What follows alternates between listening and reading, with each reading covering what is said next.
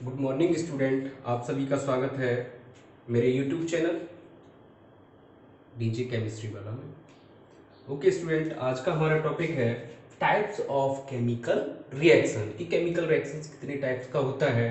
तो स्टूडेंट मैं आपको बताऊं, हमारा रिएक्शन जो होता है वो होता है 4 टाइप का। उसमें पहला है कॉम्बिनेशन रिएक्शन। कौन सा? Combination reaction. दूसरा डिकम्पोजिशन रिएक्शन।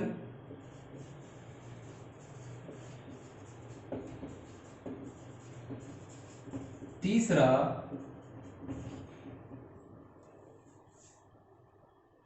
कॉम्बिनेशन हो गया, डिकम्पोजिशन हो गया, और तीसरा होता है आपका डिस्प्लेसमेंट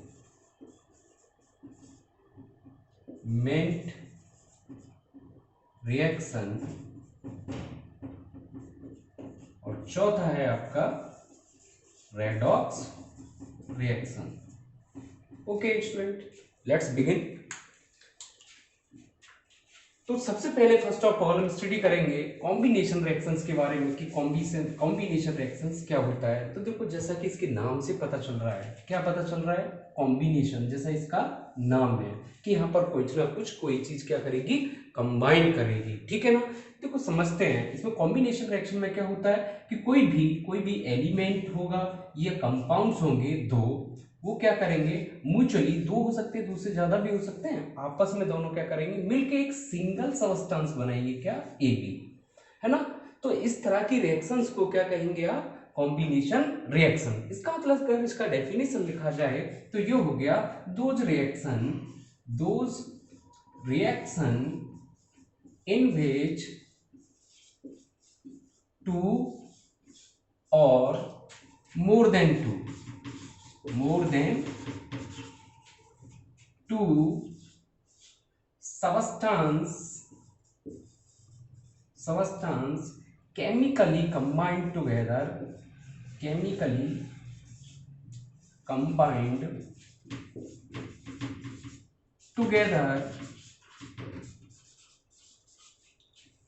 to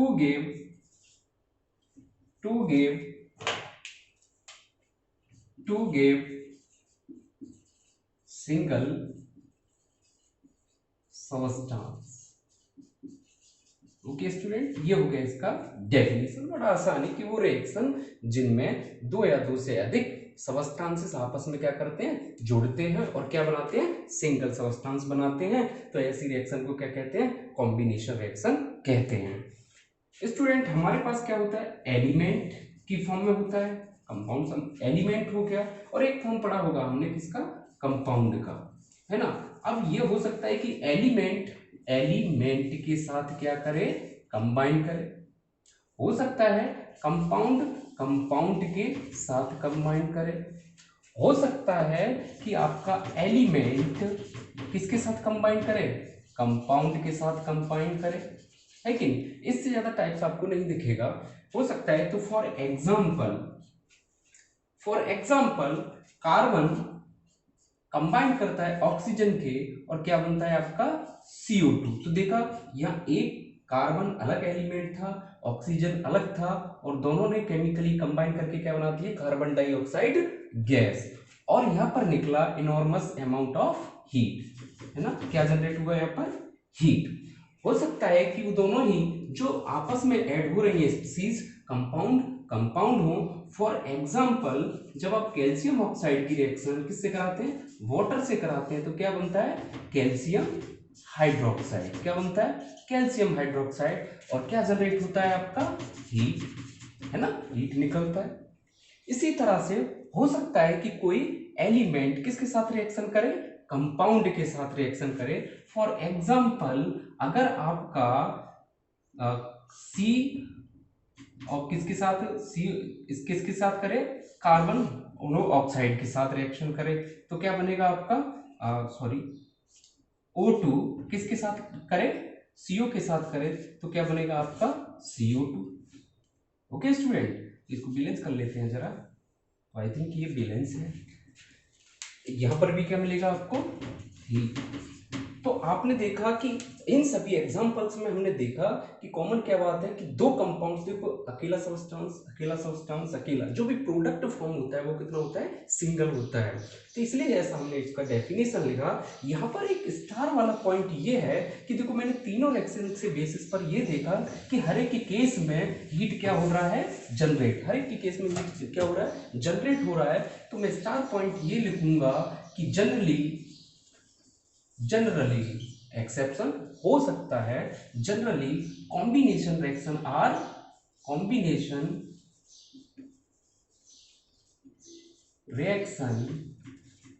आर क्या होती है, एक्सोथर्मिक, कैसी, एक्सोथर्मिक इन नेचर। अब भैया ऐसा क्यों कि ये एक्सोथर्मिक क्यों होती है, देखो ऐसा इसलिए हो रहा है कि इसके केस में देखो, आप एक बार बताओ, जब बॉन्ड को ब्रेक करते हैं, किसी चीज को तोड़ते तो एनर्जी आपको देना होता है, तो इसका रिवर्स भी तो पॉसिबल होगा कि नहीं होगा भाई। जब किसी को तोड़ते हो तो आपको एनर्जी देना होता है, जब आप जोड़ते हो तो एनर्जी आपको मिलता है। क्यों, क्योंकि न्यू बॉन्ड्स क्या करते हैं, फॉर्म करते हैं। इस सी को इस ओ के साथ कंबाइन होने में कुछ क्या बॉन्ड न्यू फॉर्म हुए होंगे, और बॉन्ड के फॉर्मेशन स्टूडेंट्स याद रखना हमेशा एनर्जी क्या होती है, रिलीज होती है। इसलिए रिएक्शन हमारा क्या होता है, एक्सोथर्मिक इन नेचर। अब इसके बाद एक एग्जांपल और करके देखें, तो जैसे कि फॉर एग्जांपल H2 किसके साथ कंबाइन करेगा, Cl2 के, तो बताओ क्या बनेगा, HCl। ओके स्टूडेंट, तो इस तरह से। चलो तो नेक्स्ट टाइप की बात करते हैं, डिकम्पोजिशन रिएक्शन। नेक्स्ट टाइप है हमारा डिकम्पोजिशन रिएक्शन। अब डिकम्पोजिशन रिएक्शन क्या होता है, तो देखो डिकम्पोजिशन रिएक्शन, जैसे हमने कॉम्बिनेशन पढ़ा था जुड़ना, और डिकम्पोजिशन का मतलब क्या हुआ, टूटना। तो सेकंड टाइप है हमारा डिकम्पोजिशन रिएक्शन। तो इसे समझने के लिए मान लो मेरे पास कोई एक सबस्टांस है, वो है आपका ए और बी के बीच में, दोनों के बीच में बॉन्ड फॉर्म हो रखा है। मैंने क्या किया, ए बी को हीट किया, हीट करने पर ए बी क्या कर जाए, ब्रेक कर जाए ए में और बी में। इसका मतलब ये हुआ कोई सबस्टांस ब्रेक डाउन होकर कंस्टिट्यूएंट सबस्टांसेस में क्या कर जाए, जो सिंपलर हैं उनमें क्या कर जाए, ब्रेक डाउन कर जाए। तो इस तरह की रिएक्शंस को क्या कहते हैं आप, डिकम्पोजिशन रिएक्शन। तो इसका मतलब, इसका डेफिनेशन ये लिख सकते हैं कि those reaction in which a substance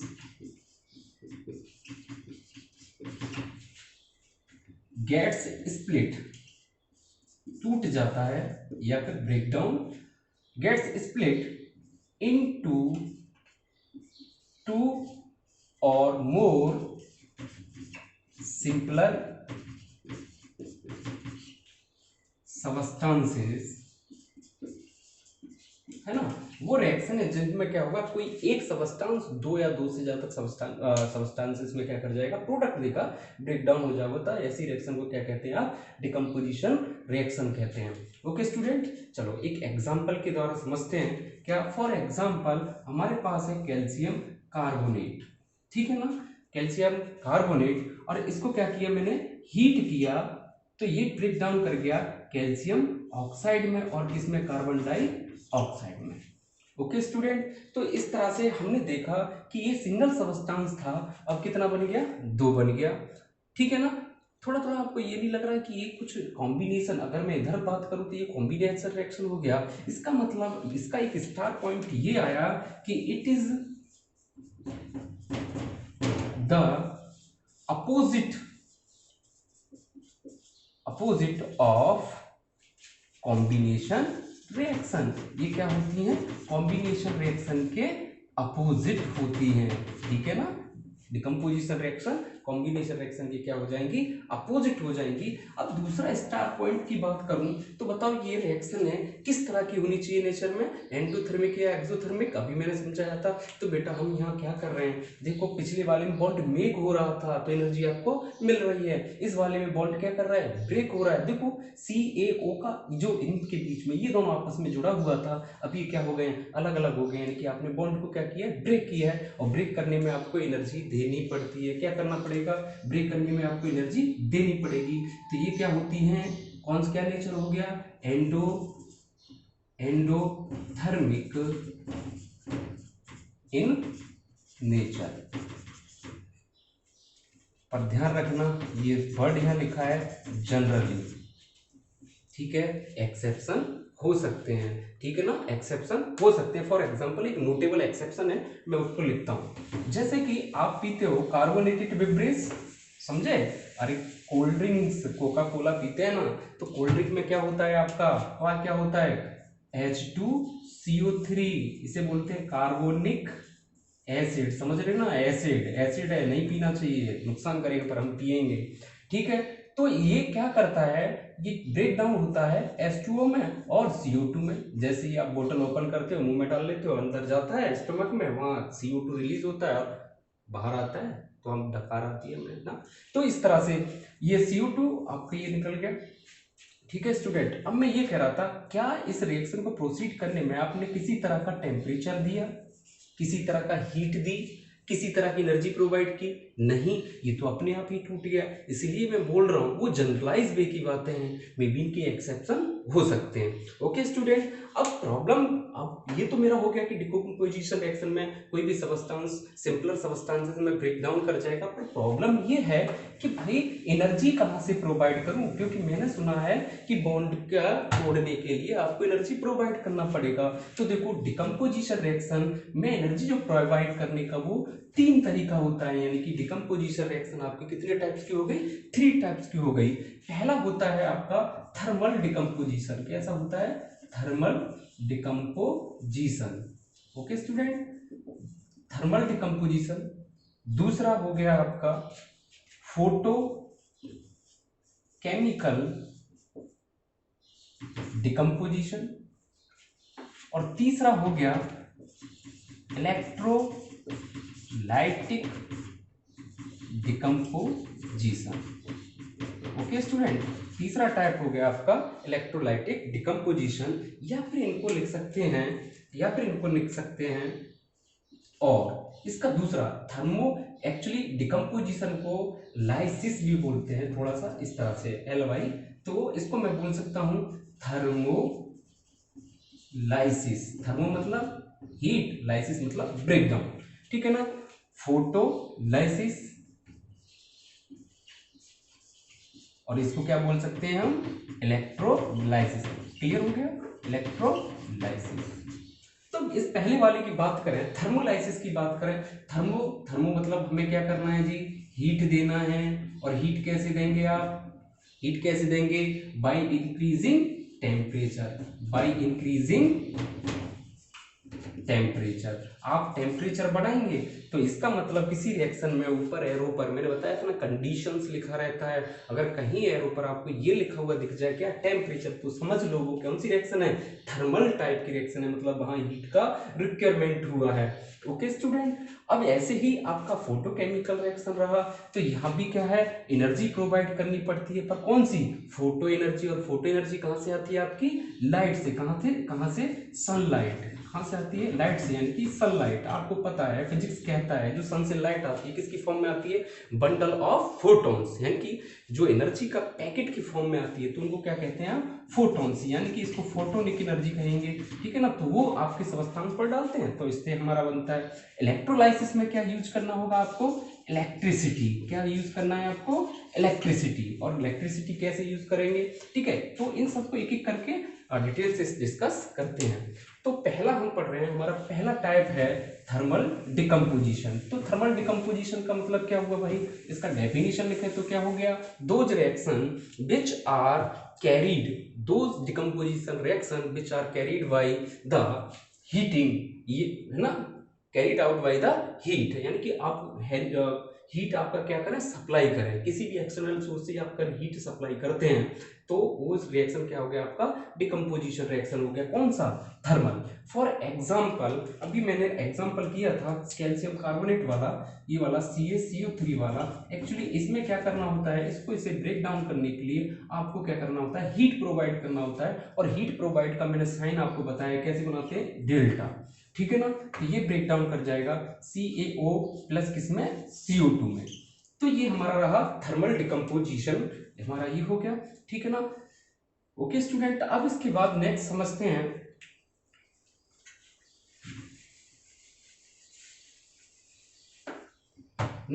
हैं, फोटोकेमिकल डिकम्पोजिशन रिएक्शन, है ना। सेकंड टाइप था हमारा फोटोकेमिकल डिकम्पोजिशन रिएक्शन। अब इसमें फोटोकेमिकल में क्या करना है आपने, ठीक है ना, फोटोकेमिकल में क्या करना है, फोटो केमिकल डिकम्पोजिशन रिएक्शन में क्या करना है, तो वो डेफिनेशन बड़ा आसान हो गया। Those decomposition reaction which are carried by the photochemical energy, ठीक है ना। यानी कि आप कहां से एनर्जी दे रहे हैं, फोटोकेमिकल एनर्जी प्रोवाइड कर रहे हैं, तो वो आपका फोटोकेमिकल डिकम्पोजिशन रिएक्शन हो गया। अब इसका एग्जांपल के लिए, फॉर एग्जांपल आपके पास है AgCl, है ना। AgCl आपने किसी पॉट में भर लिया और इस पर क्या इंसिडेंट कराएंगे आप, सनलाइट। जैसे ही आप इस पर सनलाइट इंसिडेंट कराते हैं, मैंने सनलाइट का ये बताया था इंडिकेशन की किस तरह से आप इंडिकेट करते हैं, तो उसे रिप्रेजेंट करते हैं H से, तो ये ब्रेक डाउन कर जाता है Ag और किस में, Cl2 में। ओके स्टूडेंट, ये इस तरह से। यहाँ पर एक इंपोर्टेंट बात ये, अब देखो ना डिकम्पोजिशन रिएक्शन ये 2 में टूट गया। अब यहाँ पर इंपोर्टेंट बात ये है कि ध्यान रखना, ये AgCl का या फिर AgBr का रिएक्शन ऐसे ही होगा। ये रिएक्शन इंपोर्टेंट इसलिए है कि ये रिएक्शन यूज किया जाता है फोटोग्राफी में, है ना, ब्लैक एंड व्हाइट, जो आप ब्लैक एंड व्हाइट फोटोग्राफी करते हैं उसमें, ठीक है ना, फोटोग्राफी में यूज ये किया जाता है। ओके स्टूडेंट, अब इसके बाद एक इंपोर्टेंट टाइप है जो है कि देखो इनमें कोई खास इतना ज्यादा था नहीं, अब मैं अगला वाला करा रहा हूँ इलेक्ट्रोलाइसिस। वो बड़ा इंपोर्टेंट है एग्जाम के पॉइंट ऑफ व्यू से भी, और आपके जितने भी हायर एग्जाम्स हैं, ठीक है, कंपटीशन है, उनमें सब बड़ा इंपॉर्टेंट है आपका इलेक्ट्रोलाइसिस। जरा देखते हैं तो इलेक्ट्रोलाइसिस पहले तो समझते हैं इलेक्ट्रोलाइसिस से मेरा मीनिंग क्या है, ठीक है ना। अभी मैंने जैसा बताया इलेक्ट्रोलाइसिस करते हैं बेटा। ओके, इलेक्ट्रोलाइसिस का मतलब ये हुआ कि हो ना हो जो ब्रेकिंग हुई, लाइसिस का मतलब ब्रेकिंग, और इलेक्ट्रो मतलब इलेक्ट्रिक करंट, यानी कि ये जो ब्रेकिंग होगा वो किसकी प्रेजेंस में होगा, आपके इलेक्ट्रिक करंट। अब मुझे एक बात बताओ, आपके पास वायर होता है, इसमें इलेक्ट्रिक करंट क्या कर जाएगा, फ्लो कर जाएगा, है ना। अभी मैं आपको कोई सॉलिड सबस्टेंस दे दूं, उसमें इलेक्ट्रिक करंट फ्लो कर जाएगा या नहीं कर जाएगा, ये तो उस सबस्टेंस पर डिपेंड करता है। अब मैं उस सबस्टेंस का, मान लो मैं कह रहा हूं कि वाटर में ही इलेक्ट्रिसिटी फ्लो करा दो। आई थिंक आप लोगों को जीके का क्वेश्चन है, आपको पता होगा प्योर वाटर में इलेक्ट्रिसिटी फ्लो नहीं करता है। भाई क्यों नहीं करता, क्योंकि इलेक्ट्रिसिटी के फ्लो कराने के लिए वायर्स में कौन रेस्पॉन्सिबल होता है, इलेक्ट्रॉन्स, पर यहाँ पर तो इलेक्ट्रॉन्स नहीं है। अभी कोई भी वाटर में इलेक्ट्रॉन्स कहाँ से आए, इसके तो इलेक्ट्रॉन है ही नहीं, तो ये कहाँ से फ्लो कराए, तो ये फ्लो नहीं करा पाता। ओके ना, ये फ्लो नहीं करा पाता, ये करा पाता है। तो बस हम ये कह रहे हैं कि इलेक्ट्रोलाइसिस के लिए जरूरी ये है कि वो चीज जिसका भी आप इलेक्ट्रोलाइसिस कराने जा रहे हैं, पहला तो वो या तो मोल्टन होना चाहिए, है ना, या फिर उसका कोई सॉल्युबल सॉल्यूशन होना चाहिए, है ना। उसका कोई सॉल्युबल सॉल्यूशन बना लो आप, किसी में भी वाटर में बनाओ, किसी में व्हाटएवर, उसको किस फॉर्म में होना चाहिए, सॉल्यूशन फॉर्म में। ओके स्टूडेंट, तो यहाँ पर इंपॉर्टेंट बात ये है कि आपसे इलेक्ट्रोलाइसिस ऑफ वाटर का एक्टिविटी भी दे रखा होगा, तो आप ध्यान से उसको समझो कि किस तरह से करना है। तो आपकी एक्टिविटी में ये लिखा हुआ है, एक्टिविटी में इंपॉर्टेंट बात ये है कि वहां पर एक क्वेश्चन आता है कि एनोड पर क्या बना और कैथोड पर क्या बना। अभी आपको स्टूडेंट एनोड कैथोड में सब बताता हूँ, H2O, तो यहाँ H2 बना और एक प्लस ये क्या बना आपका O2, है ना। अब इसको बैलेंस कर लेते हैं, तो ये इस तरह से, ये इस तरह से आपका, और यहाँ क्या पास कराएंगे, इलेक्ट्रिक करंट, है ना। तो यहाँ पर लिख देंगे इलेक्ट्रोलाइसिस। तो इलेक्ट्रोलाइसिस ऑफ वाटर करके देखते हैं। तो मेरी बात सुनो बेटा, प्योर वाटर में कभी इलेक्ट्रिसिटी फ्लो नहीं करेगी। मैंने रीजन बताया क्यों, क्योंकि इसके पास मूवेबल कोई आयन नहीं है। जैसे वहां वायर में इलेक्ट्रॉन्स होते हैं, इसी तरह से सॉल्यूशन में इलेक्ट्रिसिटी के फ्लो के लिए जो रेस्पॉन्सिबल होते हैं वो आयन्स होते हैं। ओके, तो इस तरह से मैं इलेक्ट्रोलाइसिस की बात कर रहा था। तो जरा इसका सेटअप तैयार करते हैं। तो प्योर वाटर में तो करना नहीं, तो प्योर वाटर में नहीं करता तो हमें इसको क्या कर देते हैं, एसिडिफाइड, क्या कर देते हैं, एसिडिफाइड, इसमें कोई एसिड डाल देते हैं, ठीक है। वो एसिड क्या करता है, इसको आयनाइज कराने में हेल्प करता है। कुल मिला के उसमें आयन्स जनरेट हो जाते हैं एसिड्स की प्रेजेंस में। तो इस तरह से इलेक्ट्रिसिटी का क्या हो जाता है, फ्लो हो जाता है। तो इसके लिए सेटअप बनाते हैं। ये हमारे पास कोई बीकर है, कंटेनर है। ओके स्टूडेंट, इस बीकर में दो ये मेटल रॉड्स पड़ी हुई है, ठीक है, ये मेटल रॉड्स पड़ी हुई है। जिससे कि अब मेटल रॉड्स क्यों डाल रहे हैं इसमें, ये इस तरह से मेटल रॉड्स डाल दिया, है ना। अब मेटल रॉड्स और ये भरा हुआ है आपका क्या, वाटर, क्या भरा हुआ है इसमें, वाटर, H2O, क्या भरा है इसमें, H2O प्लस H2SO4।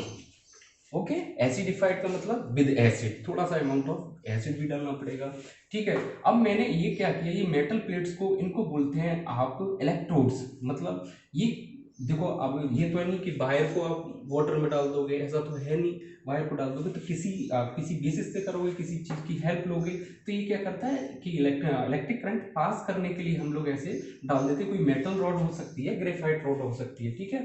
अब इसको कनेक्ट करते हैं बैटरी के पॉजिटिव एंड से और किससे करते हैं, निगेटिव एंड से। ओके स्टूडेंट, इसको कनेक्ट करते हैं किससे, बैटरी के निगेटिव एंड से और पॉजिटिव एंड से, ठीक है स्टूडेंट। तो आपको यहाँ पर ध्यान रखना होगा, एक एंड को बोलते हैं एनोड और एक को बोलते हैं क्या, कैथोड। पॉजिटिव वाले एंड को आप बोलते हैं यहाँ पर, इनका नाम होता है एनोड और इसका नाम होता है क्या, कैथोड। जैसे जैसे आपका क्लास बढ़ जाएगा ये पूरा और डिटेल से अच्छे से समझ में आ जाएगा, ठीक है स्टूडेंट। यहाँ जितना जरूरत का मैं पूरा समझाने की कोशिश करूंगा। अगर ये एक्टिविटी आपको नहीं भी आता तो कोई प्रॉब्लम नहीं, एग्जाम व्यू से कोई प्रॉब्लम नहीं आता है, लेकिन हायर एग्जाम के लिए बहुत इंपॉर्टेंट है।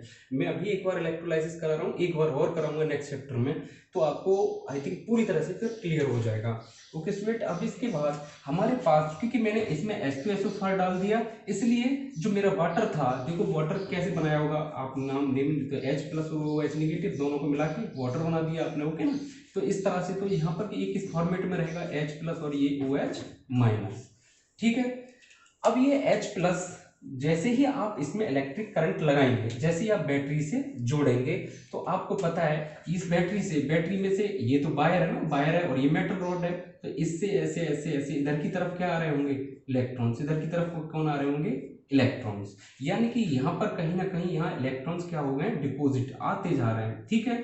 जैसे ही यहाँ पर इलेक्ट्रॉन्स दिखे, आपको पता है ये H प्लस है, ये क्या है H प्लस, तो ये तुरंत इसकी तरफ क्या करेगा, मूव करेगा, है ना। H प्लस क्या करेगा, मूव करेगा और इलेक्ट्रॉन को क्या कर लेगा, ले लेगा, ठीक है। तो ऐसा काम हो किधर रहा है, कहां पर हो रहा है, कैथोड पर। तो मैं लिख रहा हूं कि एट कैथोड यानी कि हमारे कैथोड पर क्या हुआ। तो देखो कैथोड पर क्या हुआ कि हमारा H प्लस गया और उसने एक इलेक्ट्रॉन लिया, और जैसे एक इलेक्ट्रॉन इसको मिलेगा, देखो जी एक इलेक्ट्रॉन मिलेगा, तो ये इस तरह से इसका एक इलेक्ट्रॉन हो गया। क्या ये स्टेबल है, नहीं है ना, अभी ये स्टेबल नहीं है, क्योंकि ये फ्री रेडिकल है, एक इलेक्ट्रॉन है, सिंगल इलेक्ट्रॉन है, तो ये स्टेबल होना चाहेगा। अब ऐसा तो नहीं कि इसके पास केवल एक H प्लस हो, नहीं, ऐसा तो बहुत सारा H प्लस होगा सॉल्यूशन में। तो ऐसे ही करके आपका दूसरा H प्लस भी क्या करता है, एक इलेक्ट्रॉन देता है और वो क्या बनता है, H रेडिकल। और ये दोनों ही आपस में, क्योंकि दोनों ही अनस्टेबल है, एक एक इलेक्ट्रॉन, ये दोनों एक एक इलेक्ट्रॉन की शेयरिंग करेंगे और क्या बना लेते हैं, हाइड्रोजन गैस। तो मैं इस रिएक्शन को एक ही बार में लिख सकता था कि दो H प्लस ने दो इलेक्ट्रॉन को लिया होगा और कौन सी गैस निकल गई होगी आपकी, H2। तो क्वेश्चन ये पूछा जाता है कि इलेक्ट्रोलाइसिस ऑफ वाटर में आपको बताना है कि H2 गैस कहां से लिबरेट होता है बेटा, तो कहां से लिबरेट होता है, कैथोड से। इसी तरह से अगर बात करें एनोड की, एनोड पर क्या होगा, आप समझ गए होंगे। एनोड पर क्या है, ये कैसा एंड है, पॉजिटिव, इसको इलेक्ट्रॉन चाहिए, तो इस एंड पर कौन मूव करेगा, OH निगेटिव जाएगा और इस एंड में इलेक्ट्रॉन पहुंचा देगा। भाई सर्किट कंप्लीट करना है, मैं अगर इसको बैटरी अगर बनाऊं, ये बैटरी था कोई, तो देखो यहाँ से इलेक्ट्रॉन आ रहा है, तो यहाँ से जाना भी चाहिए ऐसे, तभी तो सर्किट कंप्लीट होगा, तभी तो इलेक्ट्रोलाइसिस होगा, समझे। तो इधर से इलेक्ट्रॉन इधर आ रहा है, अभी इधर वापस इसको पहुंचा रहा है, तो ऐसे सर्किट कंप्लीट, इलेक्ट्रिसिटी फ्लो कर रहा है। तो यहाँ पर आपका OH निगेटिव क्या करता है, एक निगेटिव, इस तरह से दो इलेक्ट्रॉन रहता है, ये गया क्या करेगा, अपना एक इलेक्ट्रॉन लूज कर देगा और क्या बन जाएगा, एक इलेक्ट्रॉन निकाल दिया इस तरह से। ऐसे ही यहाँ पर दूसरा भी होगा, ये इस तरह से, ठीक है ना। अब ये दोनों मिलके OH radical plus OH radical दोनों मिलके, है ना, एक H के साथ कंबाइंड हो जाए तो क्या बन जाएगा, H2O और प्लस क्या बन जाएगा, O रेडिकल, ठीक है ना। अब ऐसे ही करके और भी हो जाए तो एक O रेडिकल और आपको मिल जाएगा, वाटर मिल जाएगा, ठीक है ना। तो जो O रेडिकल है प्लस O रेडिकल है, दोनों आपस में कंबाइन करके क्या बना लेंगे, ऑक्सीजन, ठीक है, नटसेल में कहना चाहूँ मैं, ओवरऑल ये कहना चाह रहा हूँ कि एनोड पर जो गैस फॉर्म होगी वो कौन होगी, आपकी O2। ओके ठीक है, तो मैं इस रिएक्शन को एक ही बार में लिखना चाहूँ तो मैं कुछ इस तरह से लिख सकता हूँ कि मेरे पास 2 OH था।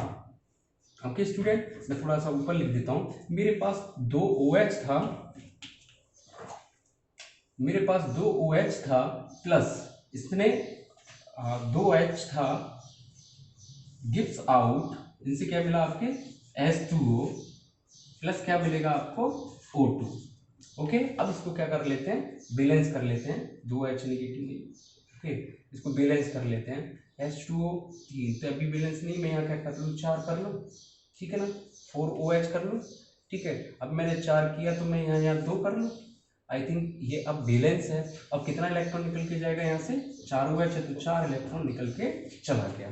तो स्टूडेंट कुछ इस तरह से हमारा, ठीक है ना, ये मैंने आपको समझाने के लिए किया था, एक्चुअली में वो रिएक्शन होता है, ठीक है। तो एट एनोड, समझ रहे हो, एनोड पर क्या बनता है, ऑक्सीजन गैस। अब फिर दूसरा क्वेश्चन ये पूछा जाता है कि कौन कितने अमाउंट में बनता है, तो देखो कितने कितने अमाउंट में, हाइड्रोजन गैस कितना बन रहा है 2 टाइम्स, और ये कितना बन रहा है 1 टाइम्स, ठीक है ना, ये देखो 2 लगा है ना, डबल बन रहा है, और इसके आगे कोएफिशिएंट क्या है 1, तो ये बनता है 1 टाइम्स, ये 2 टाइम्स, ठीक है। ये पूछता है, तो वो पूछता है कि आपके पास सिंपली मैं कहूँ कि अगर आपके पास 2 लीटर वाटर था, 2 लीटर वाटर था, तो उससे कितने लीटर हाइड्रोजन बना और उससे कितने लीटर आपका ऑक्सीजन बना, लीटर ml जो भी करें, तो हम कहेंगे कि 2 लीटर से 2 लीटर हाइड्रोजन बना और 1 लीटर ऑक्सीजन बना, मतलब इसका हाफ बनेगा ना। तो इनमें जो रेशियो है H2 और O2 में जो रेशियो है बनने का, वो रेशियो है O2 आपका कितना है,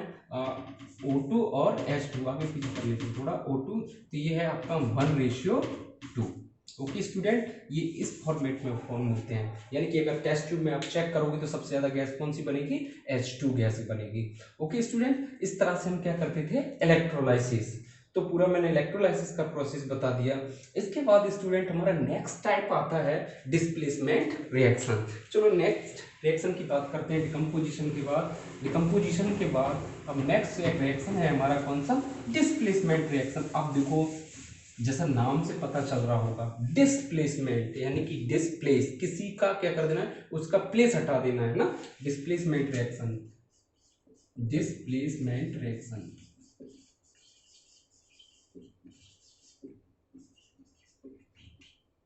ओके स्टूडेंट, जरा देखते हैं डिस्प्लेस का मीनिंग ये हुआ कि मान लो आपके पास ए और बी के बीच में अच्छा खासा बॉन्डिंग चल रहा था, आप और आपके दोस्त के बीच में अच्छा बॉन्डिंग चल रहा था, आप रोज उसको क्या खिला रहे थे, हाँ गोलगप्पे खिला रहे थे, ठीक है। अब एकदम से एक और नया आया, सी कोई एक स्टूडेंट दूसरा आया, उसने एंट्री मार लिया। अब इनको लगा कि आप तो केवल गोलगप्पे खिलाते हैं, ये गोलगप्पे के साथ पाव भाजी और खिलाएगा, तो बताओ इनको किनके साथ रहना पसंद करेगा, आपके या इनके, समझ रहे हो ना। तो तुरंत ये इनके साथ हो लिए, AC प्लस क्या बन गया है B। तो कुल मिला के ये कहना चाह रहा हूं कि देखो ये इस तरह की रिएक्शन कि पहले तो पहले दो के बीच में बॉन्डिंग कुछ और था, अब कुछ और है पहले की, ठीक है ना। तो इस तरह से यानी कि एक एलिमेंट दूसरे एलिमेंट कंपाउंड में से क्या करेगा, एक को हटा के खुद लग जाता है और उसको हटा के बाहर कर देता है। तो इसका डेफिनेशन क्या हो गया, ठीक है। तो दोज रिएक्शन, इसका डेफिनेशन हो गया, those reaction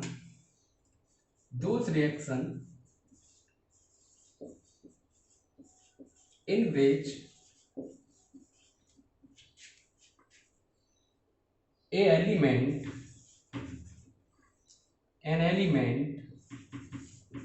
displace the other element of a compound।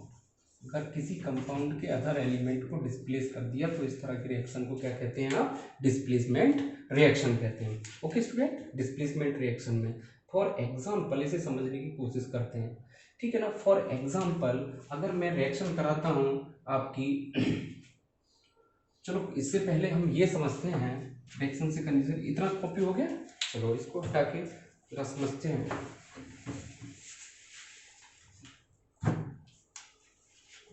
Zn की रिएक्शन किससे कराएं हम, HCl से कराते हैं, तो क्या बनता है आपका ZnCl2 प्लस H2 गैस क्या करती है आपकी, रिलीज होती है, इसको बैलेंस कर लेते हैं। अब आप कहोगे भाई सर जी आप ये आपने Zn से H को ही रिप्लेस क्यों किया, Cl को क्यों नहीं किया, तो इन सब चीजों को अंदर अच्छे से अंडरस्टैंड करने के लिए हम एक चीज समझते हैं पहले, रिएक्टिविटी सीरीज। इन सब बातों को समझने के लिए हमें एक सीरीज समझनी है, उसको कहते हैं आप रिएक्टिविटी सीरीज। तो पहले इससे पहले इसको समझने से पहले एक रिएक्टिविटी सीरीज में तैयार करता हूं, ठीक है स्टूडेंट। रिएक्टिविटी सीरीज, अब ये क्या होती है भाई, रिएक्टिविटी सीरीज क्या होती है, देखो कुछ नहीं, इसमें क्या किया गया है, डिफरेंट डिफरेंट एलिमेंट्स को अरेंज कर दिया गया है उनकी रिएक्टिविटी के बेसिस पर। अभी मैं बस टेबल बना दूं, फिर उसके बाद मैं पूरा समझाता हूँ एकदम डिटेल से। तो सबसे ज्यादा रिएक्टिविटी जो रहती है तो वो रहती है लिथियम के नाना, लिथियम के नाना कार मांगे अल्टो। कौन सी कार मांग रहे हैं, अल्टो। लिथियम के नाना कार मांगे अल्टो, जानकर कोई नी सुना प्रभु हमारी। लिथियम के नाना कार मांगे अल्टो, जानकर, नाना जी ने कार मांगी और लोगों ने जाना, जानकर, फिर कह रहे हैं कि जानकर कोई नहीं सुना प्रभु हमारी, ये भगवान मेरी फिर भी किसी ने नहीं सुनी। ओके स्टूडेंट, सुना हमारी, CU AG PT और AU। ओके, फिर कह रहे हैं उधर दादी बैठी थी, क्यों आ गए पीटूंगी और, ठीक है, क्यों आ गए पीटूंगी और। तो आप अपना अपना शॉर्ट ट्रिक जो भी बनाना चाहे बना सकते हैं, लेकिन ये मुझे लगता है इजी है कि क्या क्या लिखना है, लिथियम के, हिंदी बेटर रहेगा, के नाना, लिथियम के नाना ने कार है मांगी अल्टो, ठीक है, लिथियम के नाना कार मांगे अल्टो, सुनकर कोई नहीं,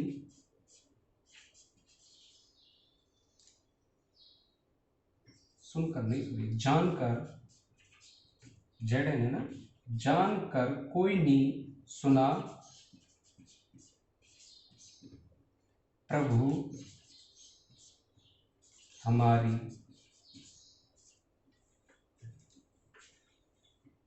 ठीक है, ये तो आप ऐसे याद भी कर सकते हैं कि देखो कॉपर सस्ता होता है, उससे महंगा चांदी होता है, उससे महंगा जिस तरह से औरिक भी होता है, ठीक है। फिर कह रहे हैं, फिर दादी कह रही है क्यों आ गए, आ गए, आगे पिटोगे और, ठीक है स्टूडेंट।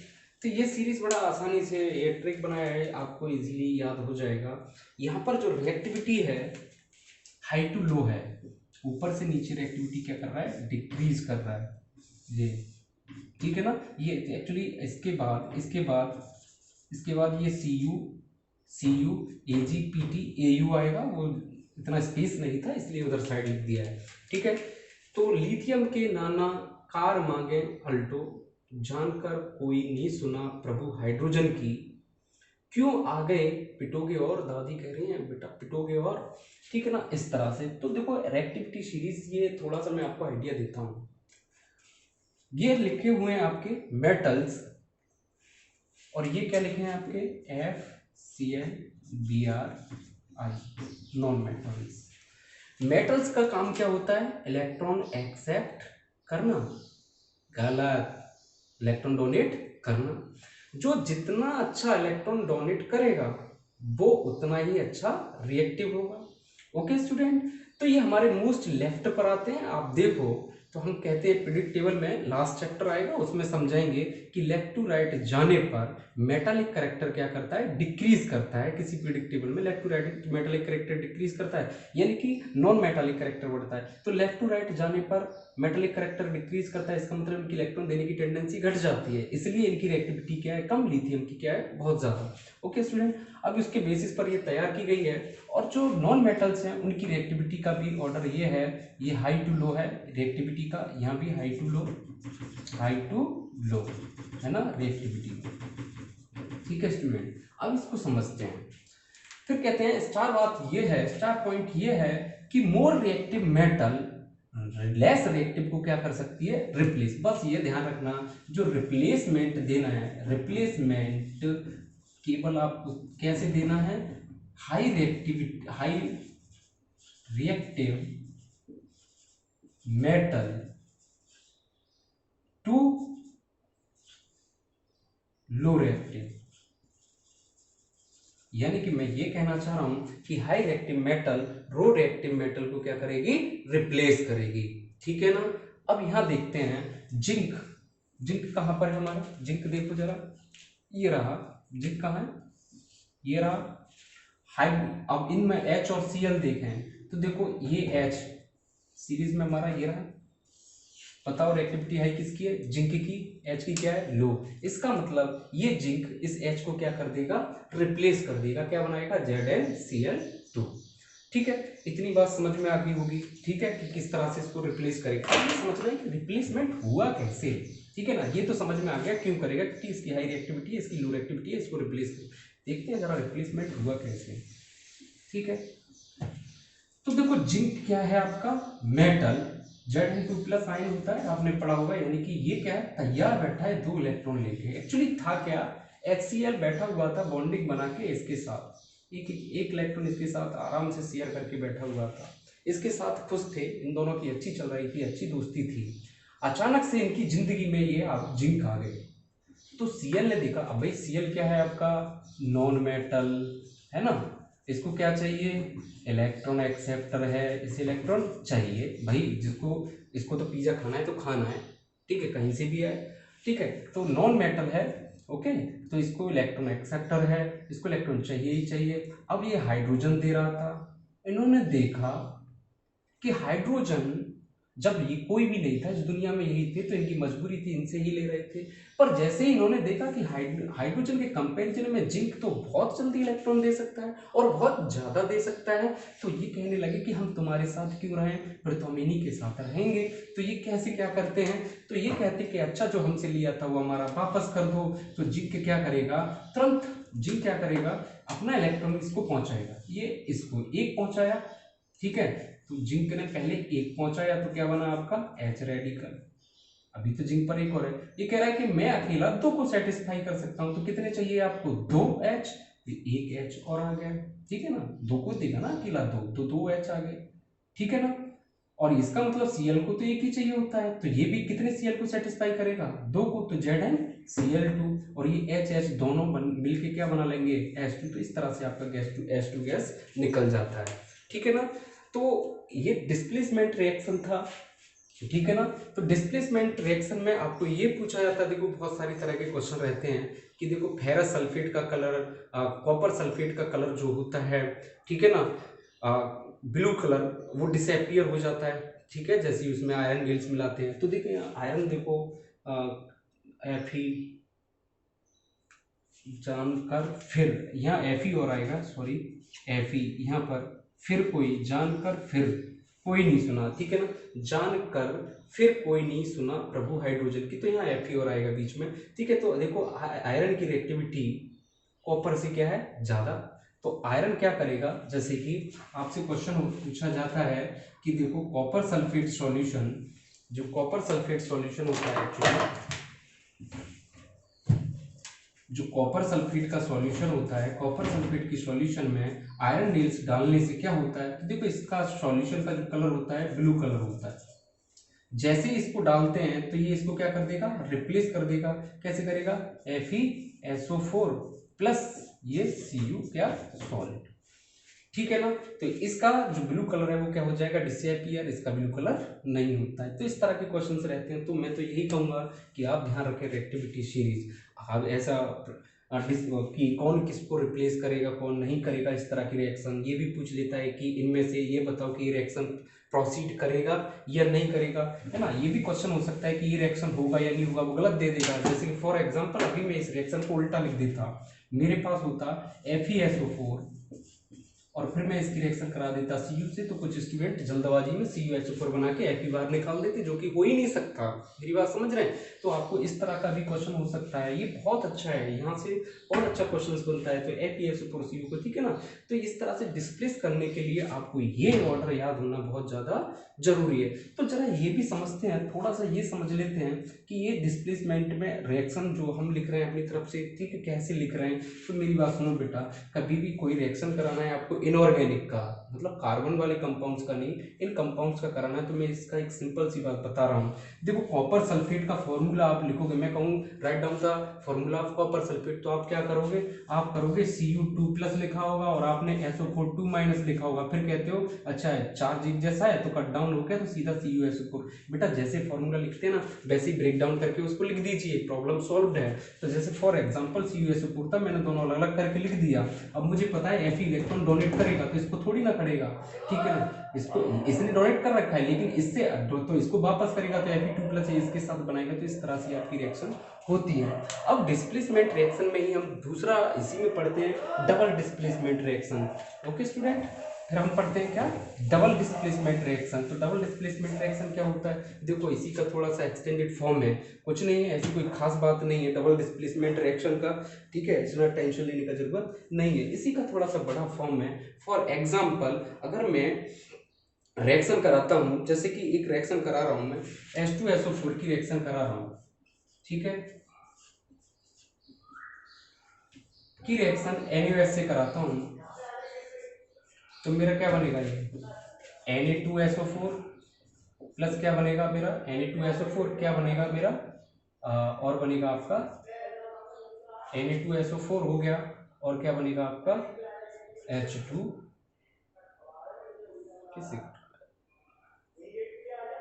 H2SO4 की रिएक्शन Na2SO4 बनेगा प्लस क्या बनेगा आपका वाटर। ओके, हो जाता है कभी कभी।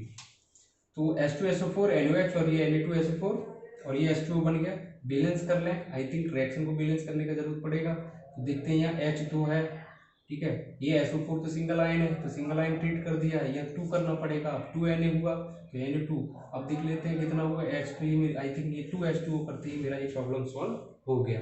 तो देखो इस रिएक्शन में एक होता है स्टूडेंट, इसको नंबरिंग कर देते हैं हम लोग, नंबरिंग कर देते हैं। यहाँ पर इन दोनों का जो बना हुआ था वो 1 नंबर और ये 2 नंबर, मैं इसको कह रहा हूँ H को कह रहा हूँ 1 नंबर और SO4 को 2 नंबर, NO को कह रहा हूँ 3 नंबर, ठीक है ना, और OH को कह रहा हूँ मैं 4 नंबर। तो जरा देखते हैं, अब यहाँ पर देखना जोड़ किस किस के साथ है। 1 का 2 के साथ बॉन्डिंग था, क्या 1 का 2 के साथ बॉन्डिंग है, नहीं है। देखो SO4 का बॉन्डिंग तो 3 के साथ हो गया, यहाँ पर जो बॉन्डिंग दिख रहा है मेरा ये 3 था और ये कितना था, 2 था, 3 2 का एक बॉन्डिंग है। और यहाँ पर देखते हैं ये 1 था, हाइड्रोजन 1 था और यहाँ पर OH है, यानी कि इसका बॉन्डिंग 4 था। देख रहे बॉन्डिंग टाइप बदल गया, 1 2 का साथ था, नहीं अब 3 2 1 4 हो गया। ओवरऑल हुआ क्या, इस पे 2 आयंस है ना, जो एक्सचेंज हुआ है, जो रिप्लेसमेंट हुआ है 2 का हुआ है, 1 का नहीं। पिछले वाले केस में 1 का हो रहा था, है ना। अब इसमें क्या हो रहा है, 2 का डिस्प्लेसमेंट हो रहा है, इसने इसको किया, इसने इसके साथ किया, ठीक है ना। तो इस तरह की रिएक्शन को क्या बोलते हैं आप, displacement, double displacement reaction. Okay student, इसी में फिर थोड़ा सा और आता है डिस्प्लेसमेंट रिएक्शन में ही आपका आता है न्यूट्रलाइजेशन रिएक्शन, ठीक है ना। तो देखो स्टूडेंट न्यूट्रलाइज, मैंने एक ही एग्जांपल ले लिया, इसी के बेसिस पर मैं न्यूट्रलाइजेशन रिएक्शन भी बताने की कोशिश करूंगा, ठीक है। तो इसमें रहेगा आपका न्यूट्रलाइजेशन रिएक्शन, वो रिएक्शन होता है एसिड बेस की रिएक्शन होती है, ठीक है ना। जब कोई एसिड किसी बेस के साथ रिएक्ट करता है तो इन रिएक्शंस को कहते हैं आप न्यूट्रलाइजेशन रिएक्शन, ठीक है ना। The reaction in which an acid react with a base, है ना, then this reaction called as neutralization reaction. तो करते हैं, फॉर एग्जांपल ये लिखा ही है, एग्जांपल करने की क्या जरूरत है, ठीक है ना। तो एक्चुअली ना न्यूट्रलाइजेशन क्यों कह रहे हैं, क्योंकि देखो इसका जो नेचर था वो एसिडिक था और इसका नेचर था बेसिक, और फाइनली जो सब्सटेंस मिला इसका कोई नेचर नहीं है, ये न्यूट्रल है। तो इसलिए इन रिएक्शंस का नाम रहता है आपका न्यूट्रलाइजेशन रिएक्शन। तो डिस्प्लेसमेंट रिएक्शन में ही हम थोड़ा सा पता रहना चाहिए हमको कि हम पढ़ते हैं क्या बेटा, न्यूट्रलाइजेशन रिएक्शन। इसी तरह से आपकी रिएक्शन होती है लेड नाइट्रेट PbNO3 का फुल ट्वाइस। इससे रिएक्शन पोटेशियम आयोडाइड की जब रिएक्शन कराई जाती है, ठीक है ना, जब लेड नाइट्रेट से पोटेशियम आयोडाइड की रिएक्शन कराते हैं तो हमारा बनता है KNO3 और प्लस बनता है आपका PbI2, ठीक है ना बेटा। यहाँ पर जो PbI2 बनता है ना, ये इनसॉल्युबल होता है। मतलब क्या, इनसॉल्युबल यानी कि है ना, इनसॉल्युबल पार्ट होता है, ठीक है ना, या फिर यानी कि ये सॉलिड होता है, ठीक है। मैं ये कह रहा था जैसे कि ये भी सॉल्युबल था, ये एक्वस सॉल्यूशन था, ये भी आपका एक्वस सॉल्यूशन था, ये भी आपका एक्वस सॉल्यूशन है, ये इनसॉल्युबल है। तो दूसरी टाइप की रिएक्शन आती है हमारी precipitation reaction. Precipitation reaction are those reaction in which when two substances react to form a substance that is insoluble, है ना, कोई इस तरह का सबस्टेंस बन जाए जो कि उस सॉल्यूशन में सॉल्युबल नहीं हो, आप उनको सिंपली फिल्टर करके उसको बाहर निकाल लें सॉलिड की फॉर्म में, तो इस तरह की रिएक्शंस को क्या कहते हैं, प्रेसिपिटेशन रिएक्शन करते हैं, ठीक है बेटा। अब ठीक है, तो आई थिंक ये हमने इस लेक्चर में बहुत सारा कवर कर लिया है। नेक्स्ट है मेरा रेडॉक्स रिएक्शन, तो ठीक है स्टूडेंट, ओके।